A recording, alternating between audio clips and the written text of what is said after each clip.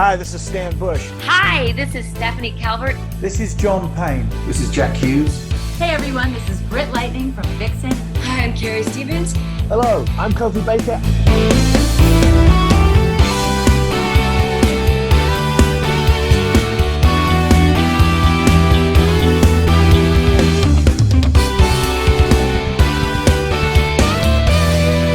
And you're listening to Play That Rock and Roll.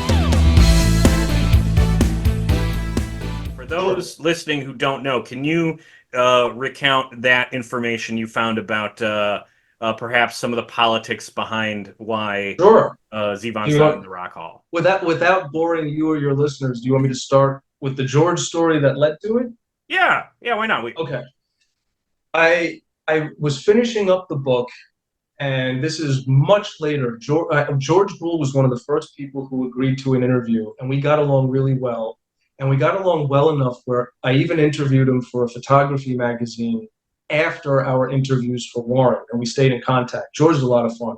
Yeah. And we were close enough where maybe 4 or 5 years after we had done the first interview, he had been living in upstate New York. He lives in Arizona now, but he had been living in upstate New York, so we were on the same time zone. And maybe at 9 o'clock at night, he called my cell phone. I thought something was wrong, like, hey, George, what's going on? And in the background, you hear he's at an airport. Like, you can hear the announcers and stuff. So I'm about to get on a flight. But before I ran out of the house, I had to tell you something. If there's time for you to put it in the book, what's going on? Like, I'm all excited, like there's a scoop. And he said, I just got a royalty check that was 30 years ago, and I had never been paid. And it arrived this afternoon before I left the house for the airport.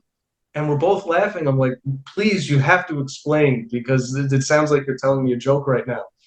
And he said, after the Eagles broke up, Don Henley invited Warren to be a backup singer on his solo album, Can't Sit Still. I'm like, okay. Oh. He goes, Warren wasn't in the best shape in those days, so I was his driver, and he pulled me into the singing circle, so I sang on it too, and I can't sing.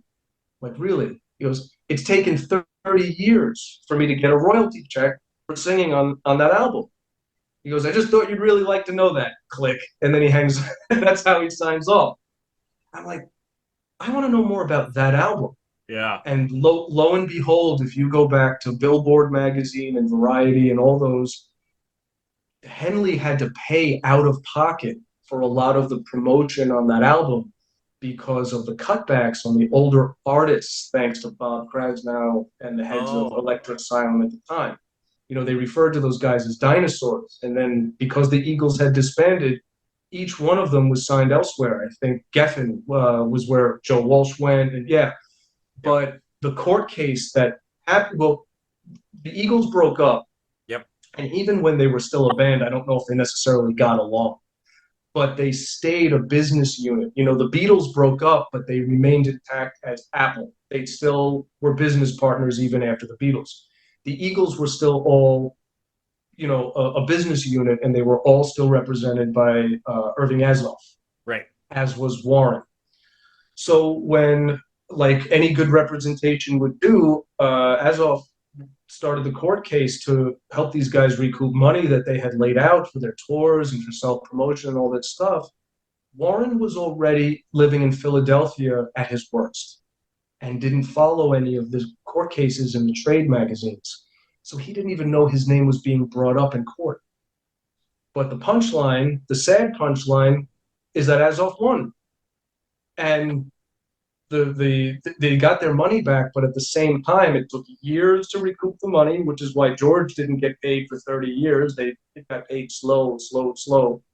And there was an unspoken blacklist for those guys. I believe, I will say that humbly, I believe, because Bob Krasnow ended up being one of the founders of the Rock and Roll Hall of Fame, and Jan Wenner is one of the founders, and he already had blacklisted Warren from Rolling Stone. And if you have 2 out of 5 founders who hate your guts, you're not really going to stand much of a chance of getting in. And the Eagles went into the Rock and Roll Hall of Fame right away, but none of them are in there as solo artists. It's almost like we know the fans are going to see through the transparency if we don't induct them. Henley's not in there as a solo artist, which makes no sense. Fry's not in there. Joe Walsh, well, they're all legends. Yeah, So it James doesn't Dean, make come on. sense that they're, yeah. And Warren finally got nominated, and I say this as a diehard fan, I'm not necessarily expecting him to get in. Yeah. And that's not to upset people. He deserves to be in. But I mean, over the past year, we also heard from Wenner who makes it in and who doesn't anyway. Right. So there's a lot of people that should be in there, to begin with. Yeah. Well, we said on the podcast that when Warren was winning in the fan vote, he was like ahead of Iron Maiden, which seemed pretty impressive given Iron Maiden's fan base. But Yeah. my theory on that is that Iron Maiden has been nominated and snubbed by the Hall for years now. So when they do get nominated, I don't think their fans show up to bother to do the fan vote. So That's interesting. Yeah. So it was, Warren probably got ahead, just because the Iron Maiden fans were like, this is a crock. I'm not wasting my time with it anyway. Whereas the Warren fans, at least in the social media groups, it was like, holy crap, he got nominated. We got it, all hands on deck. We have got to get him to win this vote. And he still came in third. Yeah, no, I do agree with you.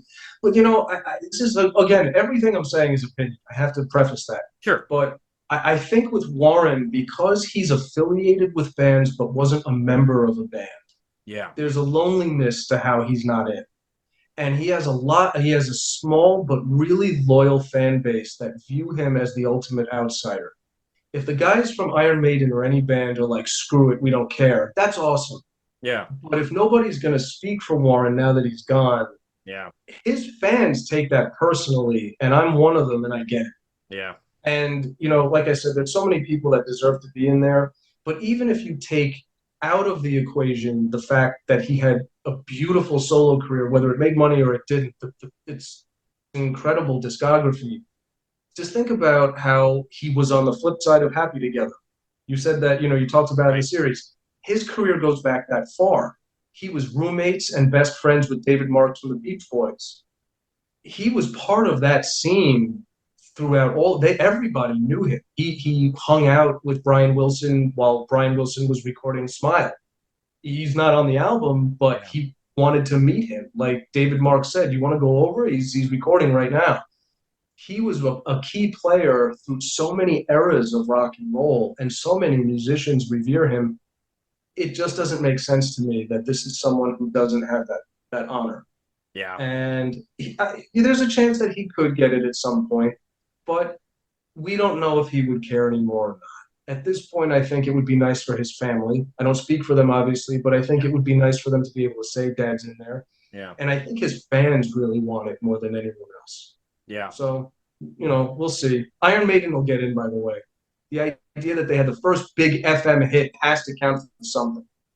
Yeah, you would think, but it seems more and more that the Rock Hall inducts people that are going to bring, people to the TV show.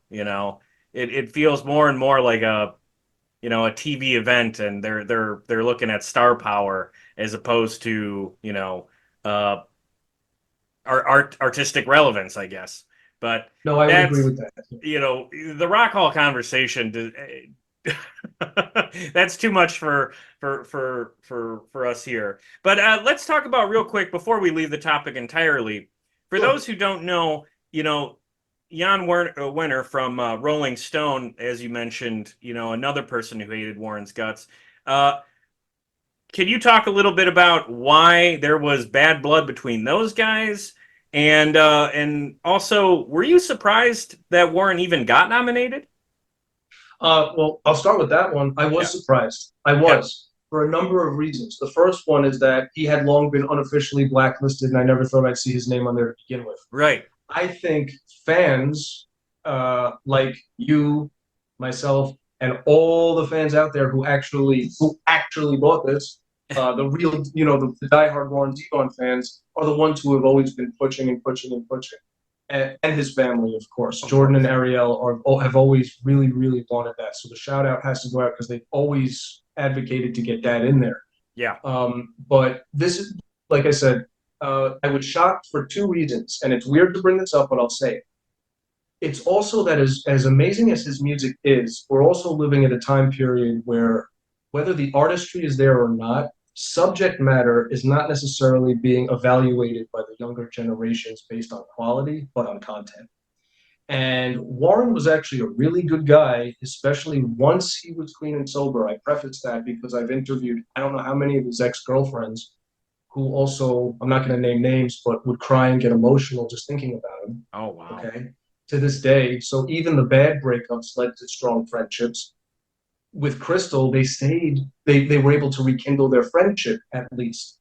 So yeah, he was a monster when he was at his worst, but he made actual amends through AA. That has to count for something. Yes. That has nothing to do with us. It has nothing to do with the fans. He was a person who had family and friends, and he went to them and apologized. So if they can view him as being someone worthy of recognition, I think it's okay to look at him in that regard too. But that being said, I know that reading about his life and what he was like in the 70s can be tough reading, especially for a new generation of discoverers. Which is why I beg people to read, if you're going to read the book, please read the whole book, because the second half of his life was another story. And that can be anyone, really, if they admit that they're wrong and they apologize. I think that that's what redemption means, and I think that that was his life goal after a certain point. But as far as Jan Wenner is concerned, there's the two instances that you're probably aware of, and it is in the book. Warren ended up taking Wenner's assistant, one of his assistants, home to his apartment, which really shouldn't bother Jan Wenner on principle unless he had plans of his own. Right. I don't know. I'm not saying anything, but at least a few journalists pointed it out and compared it to The Godfather, why a horse's head ended up in the bed. Same type of thing. But also, he was present when Warren had to have Springsteen, love your shirt, Springsteen show preempted. Bruce loved Warren and did. He preempted one of his own concerts to take care of him when he was having a really bad episode at one of his shows. And that was also in the 70s. My personal opinion is not those two instances, actually. I think it comes down to Paul Nelson, who wrote arguably the greatest work of literature about Warren ever written. And to me, he was like an angel that I would pray to try and get the book right, because Paul passed away before he could write this book. But this is really the book that I think he should have written if you've read his Rolling Stone profile on Warren. Okay. If anyone's not familiar, Paul Nelson was one of the best writers that Rolling Stone ever had, and wrote very literary profiles of the artists that he loved. But he also took a very long time to write his articles. Shout out to my friend Kevin Avery, who wrote the definitive biography of Paul, Everything is an Afterthought. If you're interested in any of the subjects we're talking about, definitely read that book. It's excellent. But Paul Nelson also was one of the people who orchestrated Warren's intervention. And then he was there. Yeah, imagine a journalist being that close with his subject that he tries to help get him sober. Him and Jackson and Crystal, they were the key players for that. But Paul Nelson did do that, and then wrote an incredibly long profile about Warren's alcoholism and supposed sobriety. I say supposed because this is part one of the story. Yeah. Paul Nelson took so long to write it and eventually had arguments with Wenner because he wanted the article to run unedited. And he said, if you have to cut it in half, you did it for Hunter Thompson, why can't you do it for this? That was the thing. Remember, Fear and Loathing in Las Vegas was a 2-part article first that got split into 2 issues before becoming a book. Paul Nelson wanted to write something that length about alcoholism and sobriety with Warren as the center, and Wenner refused. Right. And when he missed a couple of deadlines, it was taken out of his hands and edited by someone else, and it ran like that. And it not only ran like that, but Warren was on the cover of Rolling Stone once, and it's that mock crucifixion cover, if you've seen it. Mm-hmm. But when that ran, he swore up and down that he was sober. And after the issue ran, he lapsed. Mm. And Wenner had a big problem with the fact that he had put him on the cover and had arguments with one of his best writers who eventually left the magazine after that. And Warren had gone back to his old ways, forgetting that alcoholism is a disease. Right. But that was a source of anger. And it is in the book. You have to remember, years later in the 80s, Warren dated Merle Ginsburg, who worked for Rolling Stone, and wanted to do a piece on Warren's comeback with Sentimental Hygiene. And according to her, quote was Jan Wenner refused and said, the only thing Warren Zevon's good is he's good at fucking up. That was his quote. So it's just so many reasons why he didn't like him or cover him, although he got coverage when he was dying. Right. Of course, That's there it about is. Yeah, that's about it.